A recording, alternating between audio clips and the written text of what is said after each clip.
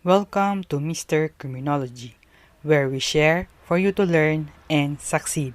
In this video, we will be discussing Article 164 or mutilation of coins, importation, and utterance of mutilated coins. Mutilation of coins, importation, and utterance of mutilated coins. Under Article 164, mutilation of coins, importation, and utterance of mutilated coins is committed by any person who mutilate coins of the legal currency of the Philippines or import or utter mutilated current coins or in connivance with mutilators or importers. Ano nga ba ang mutilation? Mutilation in this article means to take off part of the metal either by filling it or substituting it for another metal of inferior quality. Example, bubutasan mo yung coin or babawasan mo ng metal niya or kakaskasan mo. Na-discuss na natin kung ano ang importation at utter or utterance sa Article 163. Check our previous video. Sa article na ito, may 4 elements. First, coin mutilated is of legal tender or legal currency of the Philippines. Second, offender gains from the precious metal thus abstracted from the coin. Third, it has to be a coin. And fourth, in connivance with the mutilators or importers. I-discuss natin bawat element. First element, coin mutilated is of legal tender or legal currency of the Philippines. Na-discuss na natin kanina kung ano ang mutilation. Ngayon naman, yung legal currency or legal tender. Ano nga ba itong legal tender or legal currency?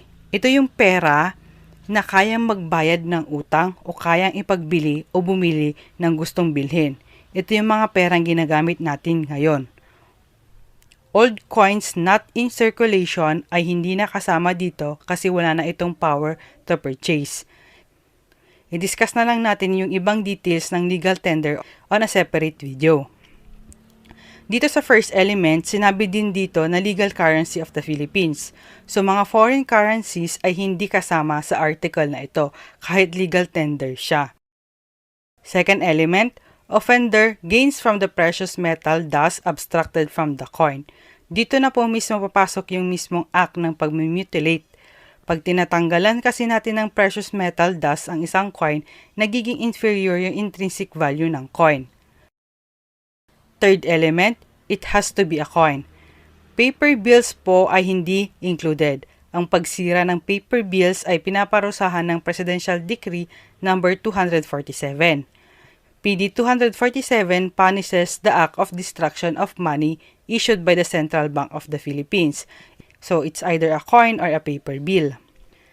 Acts punishable under PD 247 are the following: willful defacement, mutilation, tearing, burning, and destruction of central bank notes and coins. Fourth element, in connivance with the mutilators or importers. Ang liable po sa article na ito ay any person, pero dapat kasabot niya ang mutilators or importers. Paano naman kung hindi niya kasabot yung mutilators or importers? Dito po papasok ang Article 165, which we will be discussing in the next video. Thank you for watching. If you like this video, don't forget to share it and to subscribe.